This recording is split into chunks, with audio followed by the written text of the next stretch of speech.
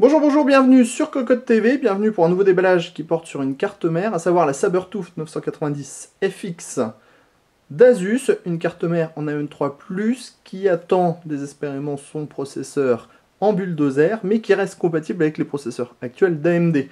Une carte mère qui fait partie de la série TUF d'Asus, donc plutôt un positionnement pour les power users, un petit peu moins gamer, donc plus power user, comme on vient de le dire, tout simplement. Une carte mère avec un physique très spécifique, comme vous allez le voir, un physique qui nous plaît beaucoup, ça change, et avec un macho et un ventirail de chez Thermalright, on peut dire que ça pourrait le faire plutôt pas mal. Alors, bien sûr, on va pas oublier de vous dire qu'il y a le Digi VRM, donc ça c'est les phases d'alimentation Asus, on a tous les composants de classe militaire, le thermal radar, c'est différents points de mesure répartis à plein d'endroits sur la carte mère avec le logiciel pour vous renseigner sur les températures exactes.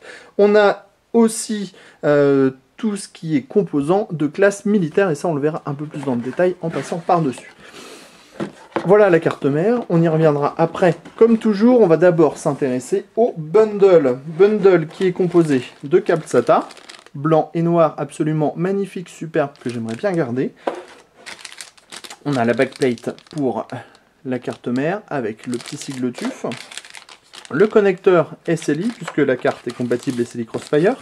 Ça, c'est une nouveauté. Le certificat pour dire que tout est de super bonne qualité, de super classe militaire. Les petits headers pour les différents câbles à relier au boîtier, la garantie de 5 ans, le CD avec le petit autocollant, le manuel, le tout pour un total de 190 € environ sur internet. Mais avant de savoir si c'est un bon prix, passons un petit peu de temps avec la carte mère. Et ça va être pour tout de suite. Voilà donc la fameuse Sabertooth avec ses couleurs un peu spéciales, avec du vert, du beige, du marron. C'est plutôt joli. On détaille tout ça avec ici le gros radiateur qui s'occupe des VRM, mais aussi du 990. Ici, on a le radiateur en Cyramix pour le SB950. Le connecteur 8 pins est ici. On a le socket AM3+, ici, suivi de 4 ports DDR3 en 1866.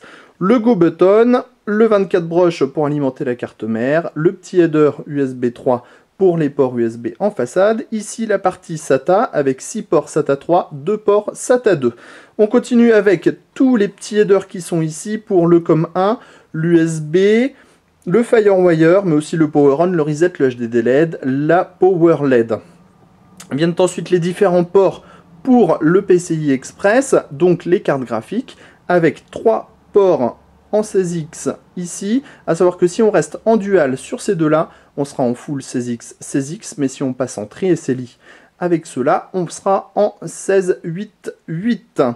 À savoir que celui-là restera toujours en câblé en 4X, celui-là en 1X, et ce dernier est un PCI plus classique, par exemple, pour une de vos cartes son.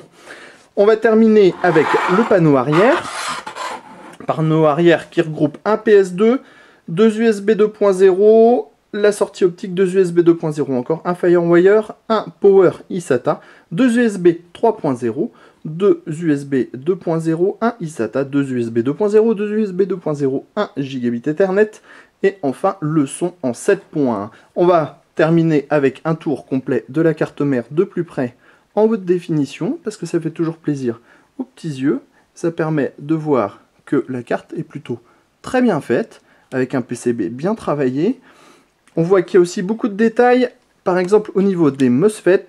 Je ne sais pas si vous pouvez le constater, mais on voit qu'il y a des petits chevrons comme sur les sergents américains, puisque nous sommes face à des composants de classe militaire. Ici, le Cyramix, plutôt joli, plutôt plat, comme ça ne gêne pas au niveau des cartes graphiques. Et enfin, les ports PCI Express.